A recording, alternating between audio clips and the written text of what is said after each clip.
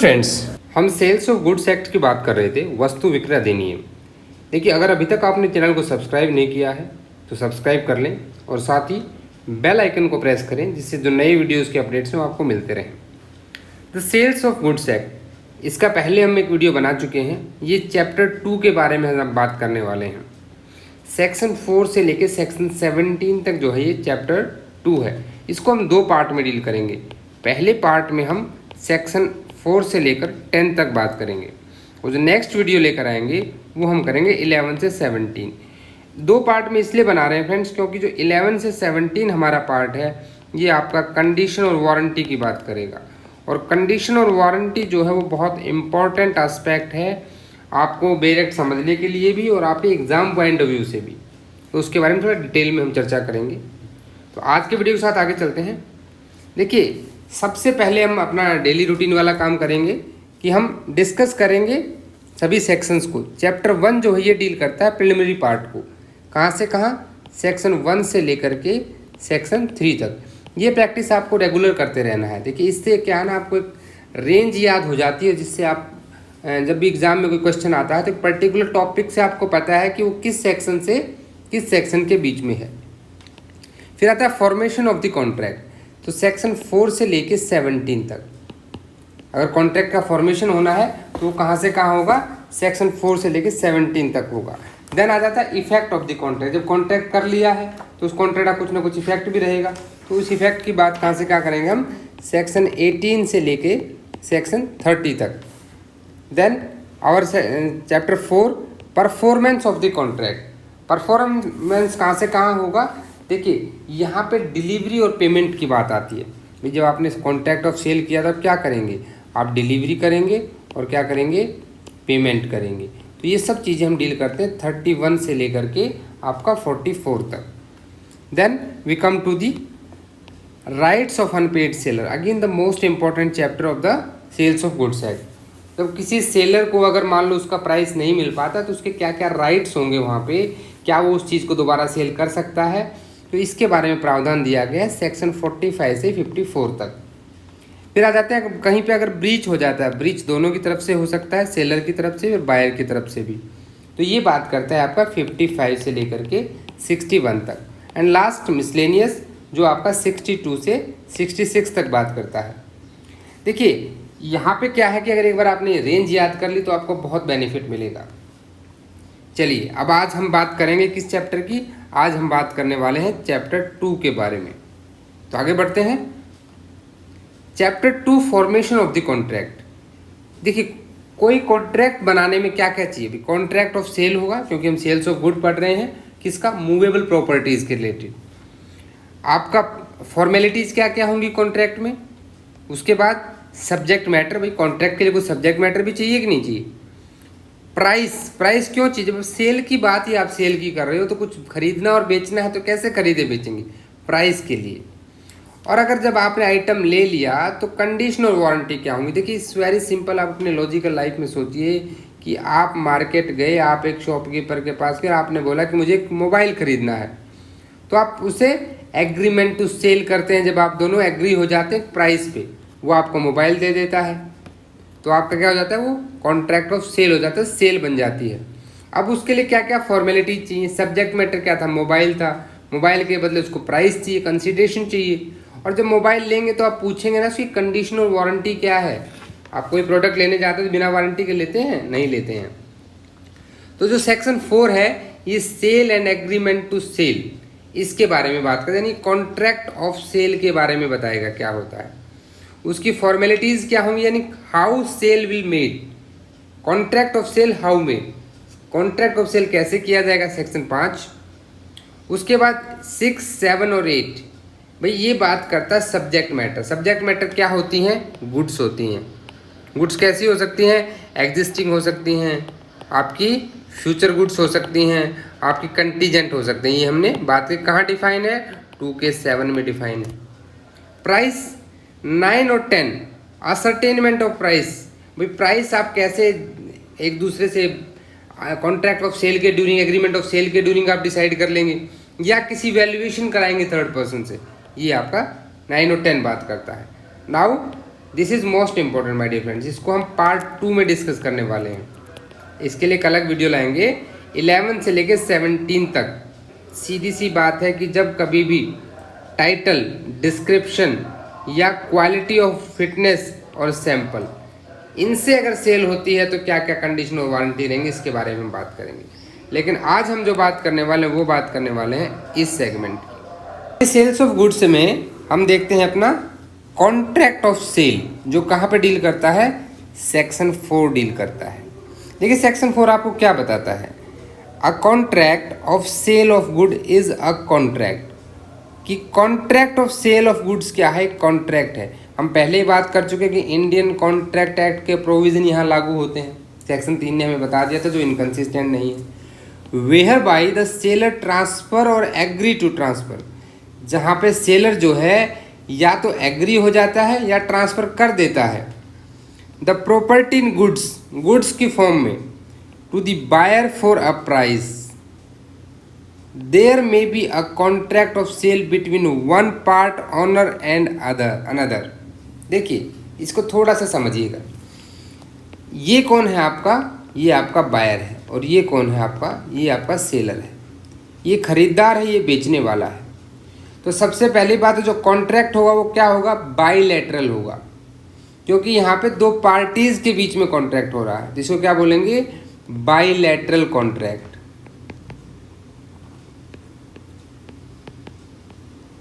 तो ये bilateral contract. और दूसरी चीज क्या कि कंसीडरेशन क्या है, कंसीडरेशन हमारा है price, price will be our consideration for this,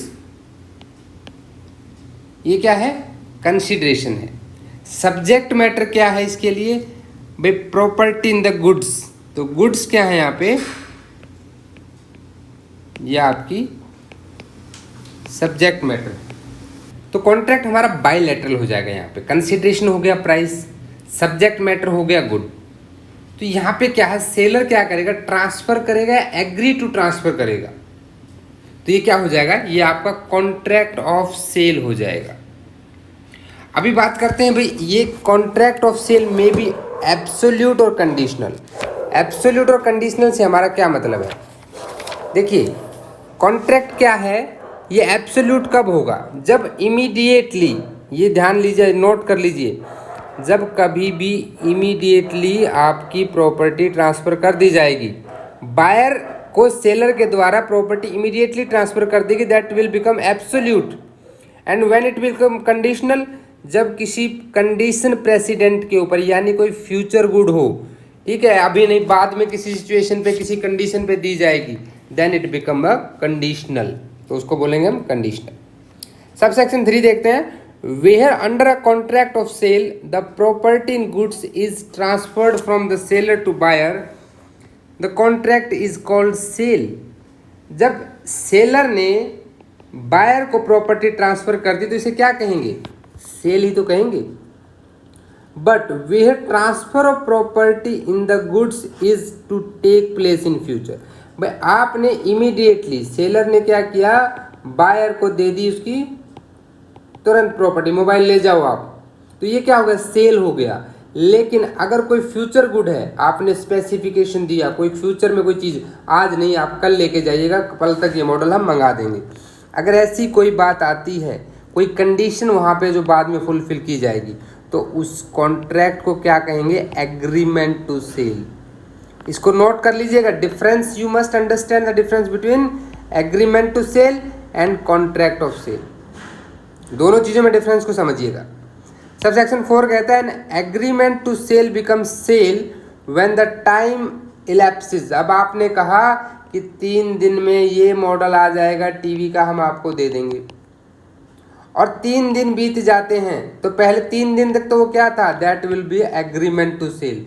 जैसे वो 3 दिन खत्म हो जाएंगे, वो क्या हो जाएगा, वो आपका जो है वहाँ पे प्रॉपर्टी ट्रांसफ़र हो या ना हो, लेकिन वो सेल बन जाएगी। क्या बन जाएगी, सेल बन जाएगी, कॉन्ट्रैक्ट बन जाएगा, और ब्रीच ऑफ कॉन्ट्रैक्ट के लिए आप वहाँ पे एलिजिबल हो जाते हैं। ठीक है, ये आपका सेक्शन 4 था। अभी आते हैं हम अपने नेक्स्ट सेक्शन 5 पे। सेक्शन 5 क्या कहता है कि कॉन्ट्रैक्ट ऑफ सेल कैसे बनाया जाएगा। How this contract of sale made, contract of sale कैसे बनाया जाएगा। Contract of sale is made by an offer, एक ऑफर होगा टू बाय समथिंग, कौन देगा, बायर देगा। बायर क्या करेगा, ऑफर देगा कि मैं आपकी चीज़ को खरीदना चाहता हूँ। Sell goods for a price and the acceptance of such offer. देखिए जब आपने कॉन्ट्रैक्ट एक्ट में हमने पढ़ा था कि जो शॉपकीपर अपने शोकेस में जो आइटम्स रखते हैं उनको क्या बोला जाता है, दोज आर इन्विटेशन ऑफर। ठीक, क्या वो इन्विटेशन टू ऑफर है। तो ऑफर कौन करेगा, बायर करेगा सेलर को कि इस प्राइस पे मैं खरीद लूँगा। सेलर क्या करेगा, एक्सेप्टेंस करेगा। तो वहाँ पे क्या बन जाएगा, कॉन्ट्रैक्ट ऑफ सेल बन जाएगा। द कॉन्ट्रैक्ट में provide for the immediate delivery of the goods और immediate payment of the price. Immediate delivery लो और इमीडिएट हमें पैसे दे दो, प्राइस दे दो। और फॉर द डिलीवरी और पेमेंट बाय इंस्टॉलमेंट्स, या फिर डिलीवरी भी इंस्टॉलमेंट में हो सकती है। मान लीजिए आपने 100 बैग्स के लिए कोई ऑफ शुगर के लिए कॉन्ट्रैक्ट किया, अब भाई 50 एक बार देगा, 25 एक बार देगा, 25 एक बार देगा। It means it delivery can also be in instalments. And price को तो आपको पता ही है, EMI चलता ही है आजकल हर जगह पे, EMI में। और the delivery and payment both shall be postpone, भाई वो दोनों पोस्टपोन भी किए जा सकते हैं। सबसेक्शन 2 कहता है subject to the provision of any law for the time being in force a contract of sale may be made in writing और by words of the mouth. सीधी सी बात है, देखिए ये दोनों तरह से हो सकता है। यहाँ पे क्या है कि आप कॉन्ट्रैक्ट उससे एक्सप्रेसली कर सकते हो इन रिटन, और ओरली भी कर सकते हो, यानी कि रिटन भी हो सकता है और ओरली भी हो सकता है, और बाय कंडक्ट ऑफ पार्टीज भी हो सकता है, यानी कि एक्सप्रेसली और इम्प्लाइडली भी हो सकता है। ये आपको यहाँ याद रखना है कि कैसे हो सकता है, एक्सप्रेसली भी हो सकता है और इम्प्लाइडली भी हो सकता है। और सेल जो है ना तभी आपकी वैलिड मानी जाएगी जब वो इस सारी फॉर्मेलिटीज को क्या करेगी, फुलफिल करेगी, then only it will be a valid sale. अभी सेक्शन 6 देखिए, ये एग्जिस्टिंग और फ्यूचर गुड्स की बात करता है। सबसे पहले गुड्स कहाँ पढ़ा था हमने, 2 के 7 में of the sales of goods act. तो ये क्या कहता है, देखिए आपको ध्यान होगा कि जब भी कोई फ्यूचर गुड का सेल ऑफ कॉन्ट्रैक्ट होता है तो हमने कहा था कि वहाँ कॉन्ट्रैक्ट ऑफ सेल नहीं होगा, वो क्या होगा, एग्रीमेंट टू सेल होगा। क्या होगा, एग्रीमेंट टू सेल। तो यहाँ पर ये सेक्शन इसी के बारे में बात करता है कि जब गुड्स जो है which form the subject of contract, contract का सब्जेक्ट जो है सेल के लिए, ऐसी गुड्स वो एग्जिस्टिंग भी हो सकती हैं, ऑन और पोजेस्ड बाय सेलर जो सेलर के पास हो, और फ्यूचर भी हो सकती हैं। और फ्यूचर में भी 2 कैटेगरी होती हैं, एक नॉर्मल में फ्यूचर गुड्स होती है, कंटीजेंट गुड्स हम जिसको पढ़ते हैं। There may be a contract of the sale for goods of the acquisition of which by the seller depends upon contingency. देखिए यहाँ किसकी बात कर रहा है, कंटीजेंट गुड्स, जो किसी आपकी कंडीशन प्रेसिडेंट पे डिपेंड करती है। हमने जो किसान वाली बात की थी कि you contract with the farmer, you give me 40 ton of rice. अभी 40 टन ऑफ राइस की कॉन्ट्रैक्ट कर लिया, अब जरूरी थोड़ी है कि उसकी इतना हो सकता है फसल में कीड़ा लग जाए, मौसम अच्छा ना हो, there may be so many problem. The delivery of such goods depends upon so many conditions, उसे क्या कहेंगे, कंटीजेंट गुड्स कहेंगे। देन सबसेक्शन 3 क्या कहता है, where by contract of sale seller purports to effect a present sale of future goods the contract operate as agreement to sale. ये वही बात कह रहा है कि अगर फ्यूचर गुड सेलर गया बायर के पास, बायर गया सेलर के पास, तो इसने कहा कि अभी नहीं दे सकते, after 3 month I will give you this thing. तो 3 मंथ तक वो क्या रहेगा, वो एग्रीमेंट टू सेल रहेगा। क्या रहेगा, एग्रीमेंट। फ्यूचर गुड्स से रिलेटेड हमेशा याद रखिए कि जहाँ फ्यूचर गुड्स का सेल ऑफ कॉन्ट्रैक्ट होगा वह एग्रीमेंट टू सेल की तरह होगा। बस इस चीज़ को आपको याद रखना है। अब आते हैं सेक्शन 7 और 8। देखिए 7 और 8 दोनों रीड टुगेदर हैं, एक साथ पढ़े जाने चाहिए। हमने कहा था कि कोई गुड्स जो है वो आपको डिलीवर करनी है, हम आपको प्राइस दे देंगे तो सेल कंप्लीट हो जाएगी। अब मान लीजिए जिन गुड्स के बारे में हम बात करें वो पैरिश होता है, जिसमें डिके हो जाना, ख़राब हो जाना चीज़ों को। Before making the contract, contract करने से पहले ही वो चीज़ खराब होगी, वो गुड्स क्या होगी, खराब होगी, तब क्या होगा। देखिए ये बात करता है सेल ऑफ स्पेसिफिक गुड्स की। स्पेसिफिक गुड आपने कहाँ पढ़ा था, 2K14 में। 2K7 में गुड्स था और 2K14 में उसे जस्ट डबल कर दीजिए, स्पेसिफिक गुड्स हो जाएगा। जहाँ पे कॉन्ट्रैक्ट ऑफ सेल आपका स्पेसिफिक गुड्स से रिलेटेड है तो कॉन्ट्रैक्ट इज वॉइड, क्या हो जाएगा, इसको बिल्कुल हाईलाइट कर लें, कॉन्ट्रैक्ट वॉइड हो जाएगा। If the goods without the knowledge of the seller, ये भी ध्यान दीजिएगा, दीज आर द कीवर्ड्स, इनको ना जो कीवर्ड्स होते हैं उनको आप ऐसे हाईलाइट करते हुए चलिए। अगर सेलर की नॉलेज के बिना at the time when the contract was made perished और become so damaged no longer to answer their description in the contract, जब कॉन्ट्रैक्ट किया गया सेलर को नहीं पता था, सेलर की नॉलेज में नहीं था और उसने क्या कर लिया, कॉन्ट्रैक्ट कर लिया उसको सेल करने का, लेकिन तब वो खराब हो चुकी थी। मान लीजिए आपने कहा कि मुझे एक टीवी परचेज करना है, सेलर बोला ठीक है डन, एक पर्टिकुलर प्राइस 50,000 में टीवी मैं आपको सेल कर दूंगा। आप हो गए, आपने एक्सेप्ट एग्री कर दिया। अभी एक्सेप्टेंस हो गया, सब्जेक्ट मैटर टीवी था, कॉन्ट्रैक्ट हो गया सेल का, लेकिन वो टीवी उससे पहले क्या हो चुका था, खराब हो चुका था, टूट गया था उसके किसी एम्प्लॉय के हाथ से गिर के। ये बात सेलर को पता नहीं थी, without the knowledge of seller. तो क्या बायर को वो खरीदना पड़ेगा क्योंकि कॉन्ट्रैक्ट हो गया? बिल्कुल नहीं खरीदना होगा, क्योंकि यहाँ पे क्या है कि जो टीवी वो मांग रहा था वो टीवी अपना डिस्क्रिप्शन तो बता ही नहीं पा रहा है, चल ही नहीं पा रहा है, तो क्या हो गया, पेरिस्ड हो गया, वो खराब हो गया, डैमेज हो गया है। तो in that condition the contract of sale become void. ये तो बात आती है जब कॉन्ट्रैक्ट से पहले ही खराब हो गया। अब मान लीजिए हमारे अंदर एग्रीमेंट टू सेल हो गया फ्यूचर गुड में कि आप मुझे ये टीवी दे देना, वो बोला ठीक है जी मंगा देंगे, दे देंगे आपको टीवी, आ जाएगा। जब एग्रीमेंट टू सेल हो, देखिए दोनों सेक्शन का डिफरेंस समझिए, यहाँ पे कॉन्ट्रैक्ट ऑफ सेल हो गया है और यहाँ एग्रीमेंट हुआ है, यानी कि यहाँ फ्यूचर गुड्स की बात हो रही है। किसकी बात हो रही है? फ्यूचर गुड्स की। कोई स्पेसिफिक गुड है, subsequently the goods without any fault, ये देखिए यहाँ भी ऊपर विदाउट नॉलेज था ना, without any fault of the part of seller. भाई वो बोला कि टीवी आपको दे देंगे, टीवी आ रहा है बेंगलोर से, रास्ते में गाड़ी का एक्सीडेंट हो जाता है, रास्ते में टीवी चोरी हो जाता है, रास्ते में कोई उसको बेच देता है और ये सेलर को नहीं पता है, तो बायर क्या है, पेरिस और become so damaged longer to answer their description. अब वो चीज़ तो क्या होगी, या तो रास्ते में खराब होगी, पेरिश हो गई, भाई मान लो वो चीनी लेकर आ रहा था, शुगर लेकर आ रहा था, बारिश होगी, भीग गई, खराब होगी सारी। तो in that condition agreement is thereby avoided, वहाँ पे क्या हो जाएगा, वॉइडेबल हो जाएगा। क्या हो जाएगा? वॉइडेबल हो जाएगा। तो ये दोनों सेक्शन आपके बताते हैं जब चीज़ें पेरिश हो जाती हैं, या तो कॉन्ट्रैक्ट ऑफ सेल से पहले या एग्रीमेंट टू सेल के बाद, बट कॉन्ट्रैक्ट से पहले। दोनों कंडीशन के बारे में बात कर रहा है, ये दोनों को समझिएगा।